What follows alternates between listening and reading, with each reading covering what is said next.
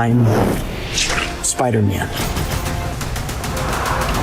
Box অফিসে রীতিমতো ঝড় তুলেছে স্পাইডারম্যান ব্র্যান্ড নিউ ডে। মুক্তির প্রথম সপ্তাহেই বিশ্বজুড়ে সিনেমাটির আয় পৌঁছেছে 927 মিলিয়ন মার্কিন ডলারে, যা সিনেমার ইতিহাসের অন্যতম বড় উদ্বোধনী আয়ের রেকর্ড।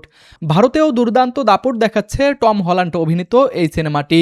মাত্র 4 দিনেই সিনেমার নেট আয় 256 কোটি রুপি আর গ্রস আয় ছড়িয়েছে 306 কোটি রুপি। ইংরেজি সংস্করণের পাশাপাশি হিন্দি ডাবিং সংস্করণও দর্শকদের ব্যাপক সাড়া পাচ্ছে।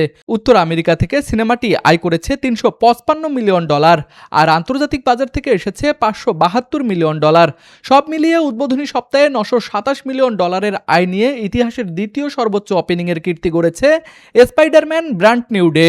ডেস্টিন ড্যানিয়েল ক্রেটন পরিচালিত এই সিনেমাতে পিটার পার্কার চরিত্রে আবারও ফিরেছেন টম হল্যান্ড।